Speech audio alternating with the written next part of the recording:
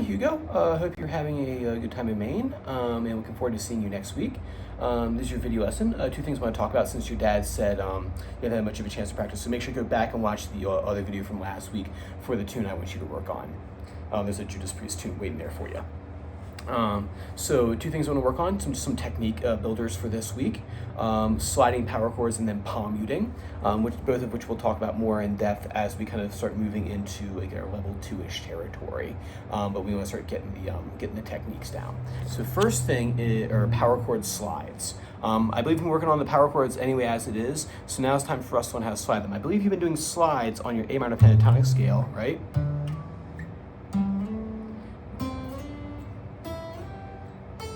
Both with finger 1 and finger 3 on the left hand. Now we're going to take that concept and move it to a power chord shape. What you're going to do, you're going to play your power chord, and then you're going to hit it, and you're going to slide up to the next fret, right? So what I'm doing is I'm playing the chord here in the same way as you would do a single slide, finger slide. You're going to do the same thing, just up a fret.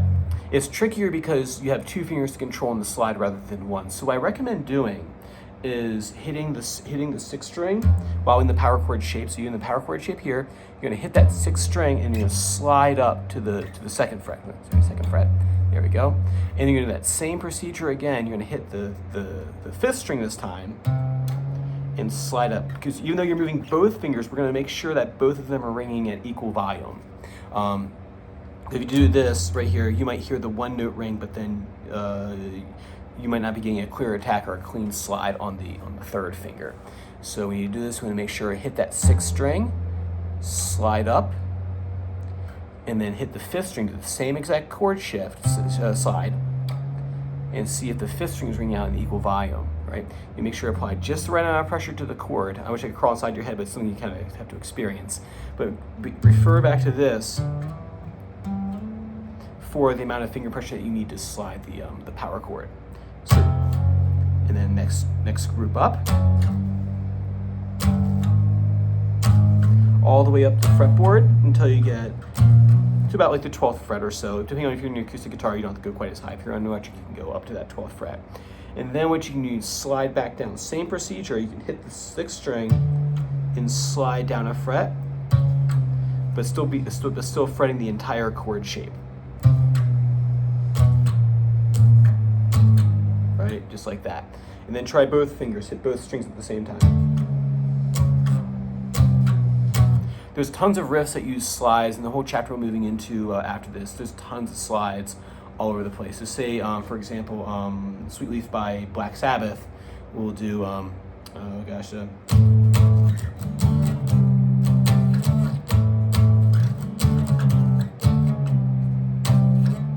you do power chord slides in that riff right there.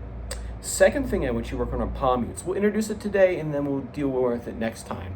What you're going to do is you take your cry chop and hand over here. You get like this right here.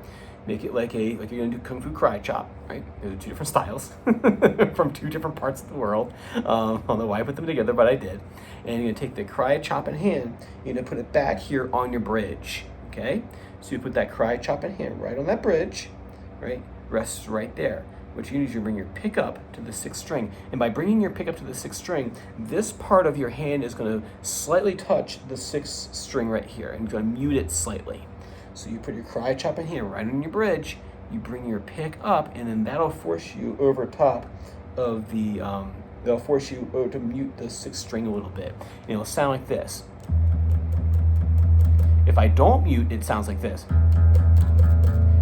But if I mute, I put my cry chop in hand, I bring the hand up, and it makes it a dull thud. You heard a lot in heavy metal and hard rock. You hear a lot of that.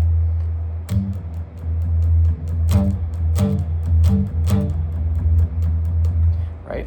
So all I want you to do is practice bringing that cry chop in hand right here, bring the pick up to the string, and then downstrokes. 1 and 2 and 3 and 4 and 1 and 2 and 3 and 4 and, right? Practice those, then go back and